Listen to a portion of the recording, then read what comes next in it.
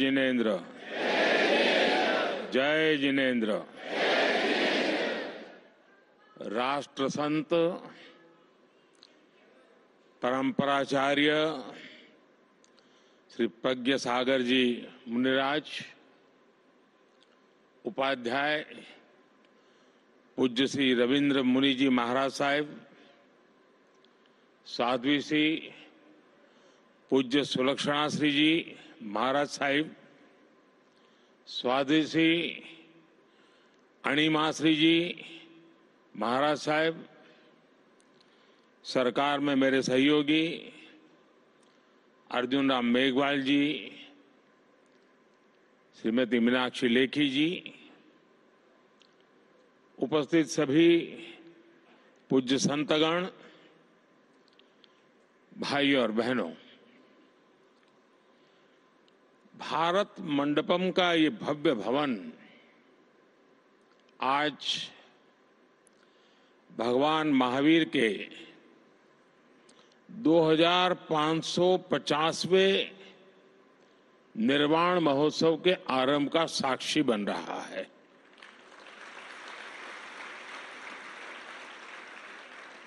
अभी हमने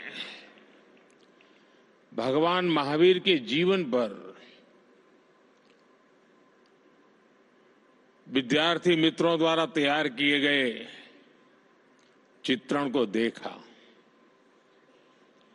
युवा साथियों ने वर्तमान में वर्धमान सांस्कृतिक कार्यक्रम की प्रस्तुति भी की। हमारे अनादि मूल्यों के प्रति, भगवान महावीर के प्रति युवा पीढ़ी का ये आकर्षण और समर्पण ये विश्वास पैदा करता है कि देश सही दिशा में जा रहा है।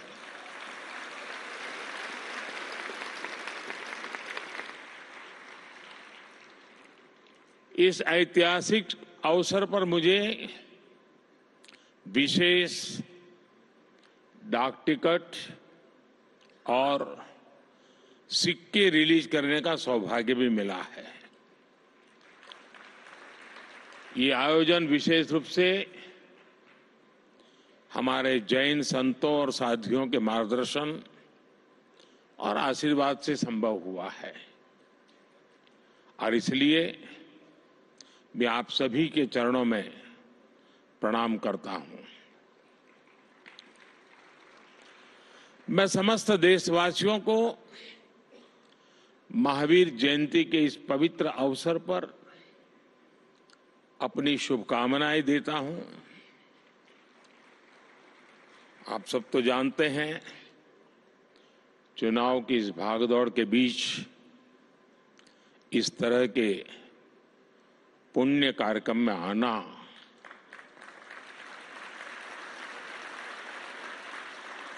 मन को बहुत ही शाता देने वाला है।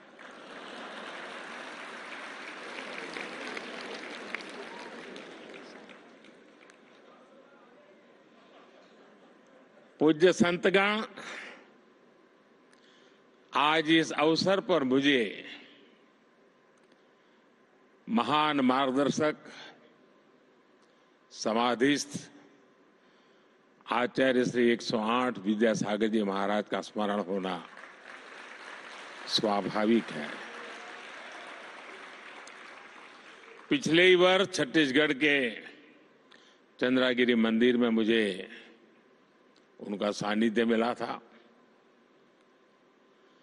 उनका भौतिक शरीर भरेली हमारे बीच नहीं है, लेकिन उनके आशीर्वाद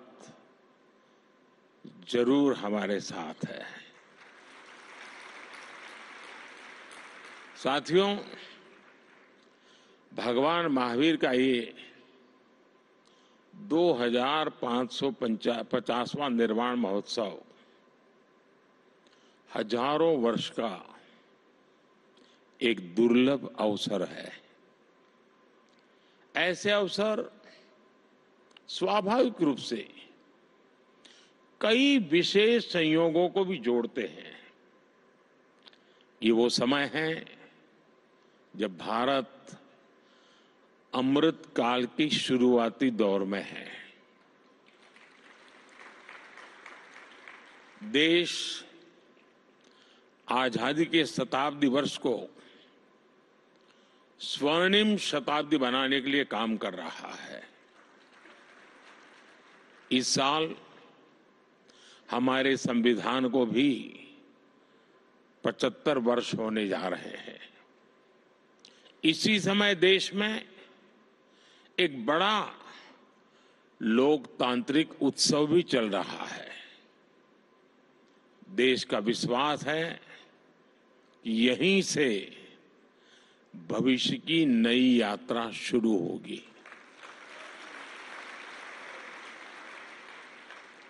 इन सारे संयोगों के बीच आज हम यहां एक साथ उपस्थित है।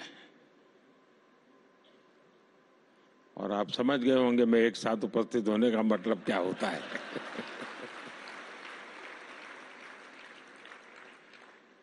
मेरा आप लोगों से जुड़ा बहुत पुराना है। हर फिरके की अपनी एक दुनिया है। भाई और बहनों, देश के लिए अमृतकाल का विचार ये केवल एक बड़ा संकल्प ही ऐसा नहीं है।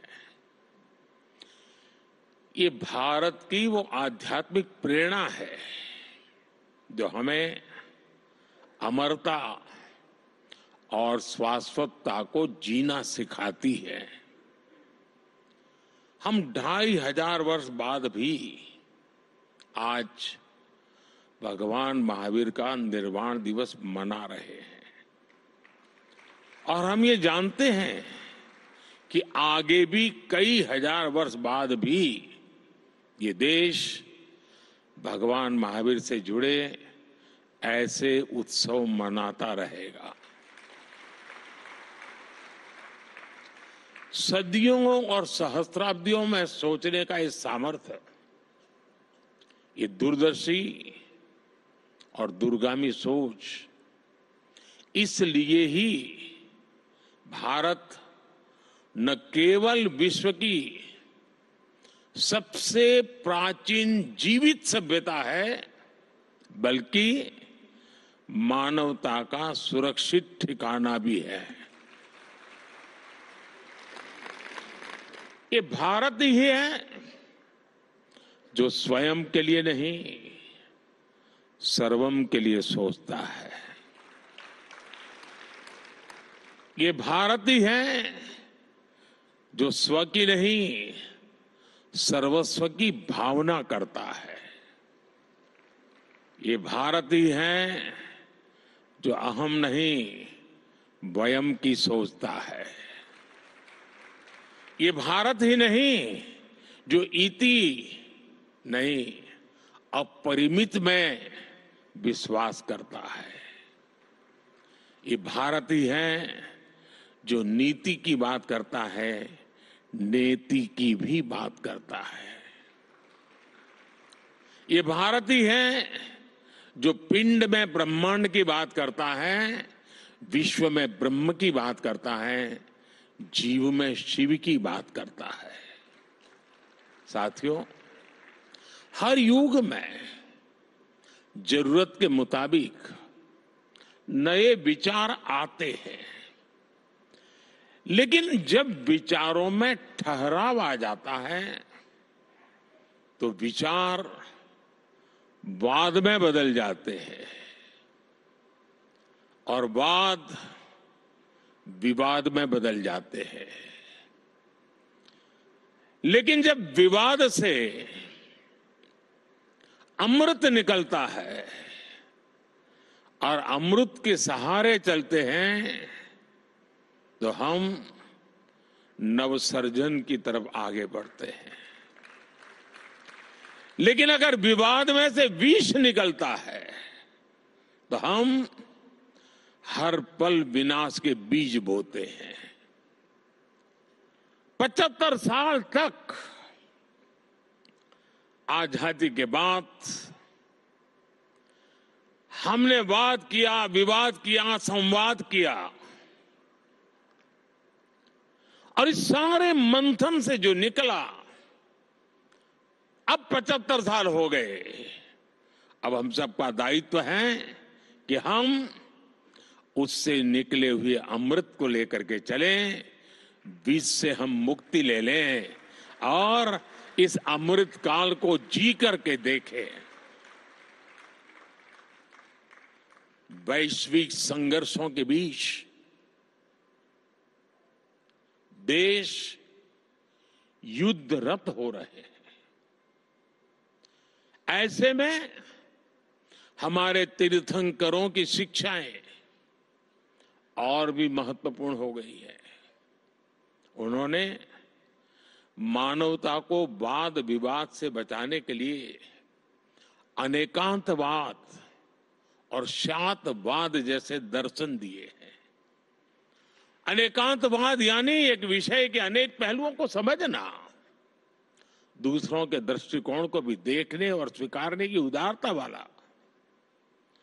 आस्था की ऐसी मुक्त व्याख्या, यही तो भारत की विशेषता है और यही भारत का मानवता को संदेश है। साथियों, आज संघर्षों में फंसी दुनिया भारत से शांति की अपेक्षा कर रही है। नए भारत के इस नई भूमिका का श्रेय हमारे बढ़ते सामर्थ्य और विदेश नीति को दिया जा रहा है, लेकिन मैं आपको बताना चाहता हूं, इसमें हमारी सांस्कृतिक छवि का बहुत बड़ा योगदान है। आज भारत इस भूमिका में आया है क्योंकि आज हम सत्य और अहिंसा जैसे व्रतों को वैश्विक मंचों पर पूरे आत्मविश्वास से रखते हैं। हम दुनिया को ये बताते हैं कि वैश्विक संकटों और संघर्षों का समाधान भारत की प्राचीन संस्कृति में है, भारत की प्राचीन परंपरा में है। इसलिए आज विरोधों में भी बटे विश्व के लिए भारत विश्व बंधु के रूप में अपनी जगह बना रहा है। क्लाइमेट चेंज ऐसे संकटों के समाधान के लिए आज भारत ने मिशन लाइफ जैसे ग्लोबल मूवमेंट की नींव रखी है। आज भारत ने विश्व को one earth, one family, one future का विजन दिया है। क्लीन एनर्जी और सस्टेनेबल डेवलपमेंट के लिए हमने वन वर्ल्ड, वन सन, वन ग्रिड का रोड मैप दिया है। आज हम इंटरनेशनल सोलर अलायंस जैसे फ्यूचरिस्टिक ग्लोबल इनिशिएटिव का नेतृत्व कर रहे हैं। हमारे इन प्रयासों से दुनिया में एक उम्मीद ही नहीं जगी है, बल्कि भारत की प्राचीन संस्कृति को लेकर विश्व का नजरिया भी बदला है। साथियों, जैन धर्म का अर्थ ही है जीन का मार्ग, यानी जीतने वाले का मार्ग। हम कभी दूसरे देशों को जीतने के लिए आक्रमण करने नहीं आए। हमने स्वयं में सुधार करके अपनी कमियों पर विजय पाई है। इसलिए मुश्किल से मुश्किल दौर आए, लेकिन हर दौर में कोई न कोई ऋषि, मनीषी हमारे मार्गदर्शन के लिए प्रकट हुआ। बड़ी बड़ी सभ्यताएं नष्ट हो गई, लेकिन भारत ने अपना रास्ता खोज ही लिया। भाई और बहनों, आप सबको याद होगा, केवल 10 साल पहले ही हमारे देश में कैसा माहौल था। चारों तरफ निराशा, हताशा। ये मान लिया गया था कि इस देश का कुछ नहीं हो सकता। भारत में ये निराशा भारतीय संस्कृति के लिए भी उतनी ही परेशान करने वाली बात थी। इसलिए 2014 के बाद हमने भौतिक विकास के साथ ही विरासत पर गर्व का संकल्प भी लिया। आज हम भगवान महावीर का 2550वां निर्वाण महोत्सव मना रहे हैं।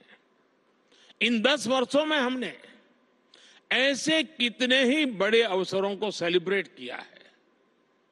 हमारे जैन आचार्यों ने मुझे जब भी आमंत्रण दिया, मेरा प्रयास रहा है कि उन कार्यक्रमों में भी जरूर शामिल रहूं। संसद के नए भवन में प्रवेश से पहले मैं मिच्छामि दुक्कडम कहकर अपने इन मूल्यों को याद करता हूं। इसी तरह हमने अपनी धरोहरों को संवारना शुरू किया। हमने योग और आयुर्वेद की बात की। आज देश की नई पीढ़ी को यह विश्वास हो गया है कि हमारी पहचान हमारा स्वाभिमान है। जब राष्ट्र में स्वाभिमान का ये भाव जग जाता है तो उसे रोकना असंभव हो जाता है। भारत की प्रगति इसका प्रमाण है। साथियों, भारत के लिए आधुनिकता शरीर है, आध्यात्मिकता उसकी आत्मा है। अगर आधुनिकता से आध्यात्मिकता को निकाल दिया जाता है तो अराजकता का जन्म होता है। और आचरण में अगर त्याग नहीं है तो बड़े से बड़ा विचार भी विसंगति बन जाता है। यही दृष्टि भगवान महावीर ने हमें सदियों पहले दी थी। समाज में इन मूल्यों को पुनर्जीवित करना आज समय की मांग है। भाई और बहनों, दशकों तक हमारे देश ने भी भ्रष्टाचार की त्रासदी को सहा है। हमने गरीबी की गहरी पीड़ा देखी है।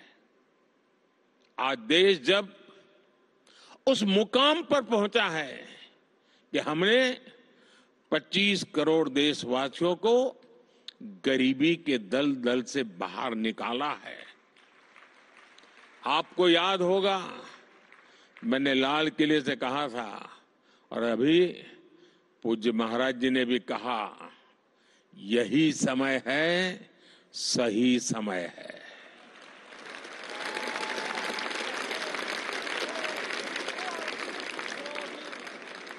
यही समय है कि हमारे समाज में अस्तेय अहिंसा के आदर्शों को मजबूत करें।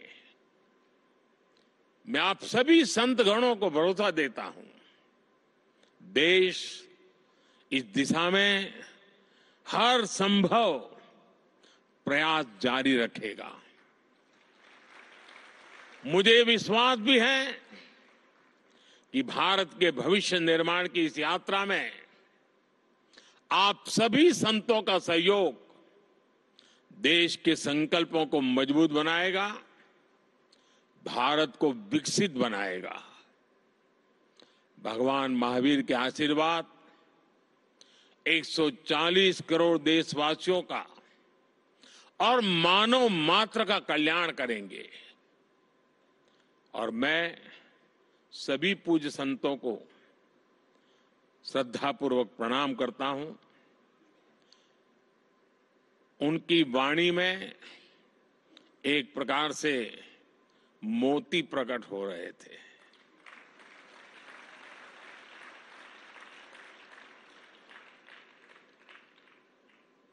चाहे नारी सशक्तिकरण की बात हो,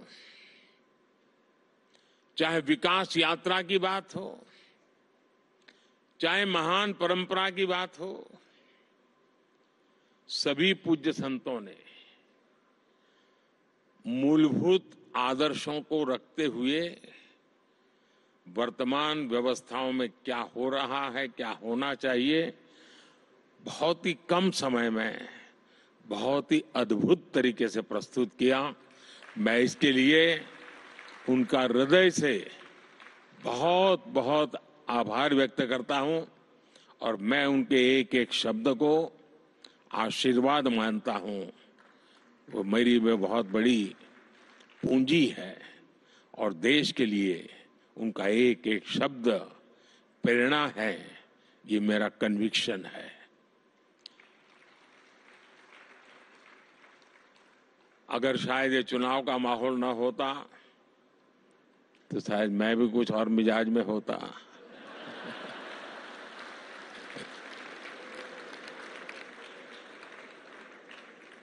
लेकिन मैंने भरपूर कोशिश की है कि उन चीजों को बाहर रख करके आऊं।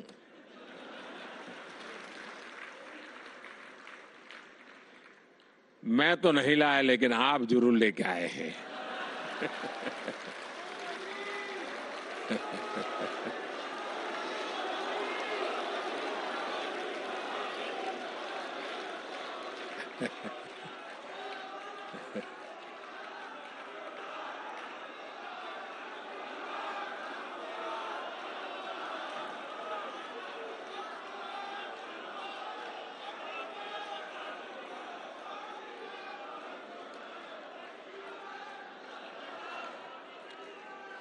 लेकिन इन सब के लिए गर्मी कितनी ही क्यों न हो, जब घर में से निकलने की नौबत आए तभी इंतजार मत करना कि गर्मी कम होगी तब शाम को जाऊंगा।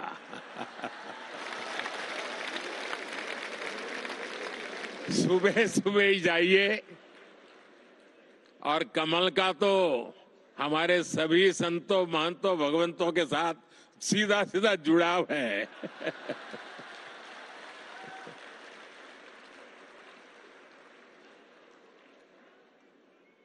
मुझे बहुत अच्छा लगा आप सबके बीच आने के बदले, और इसी भावना के साथ मैं भगवान महावीर के श्री चरणों में पुनः प्रणाम करता हूं। मैं आप सब संतों के चरणों में प्रणाम करता हूं। बहुत बहुत धन्यवाद।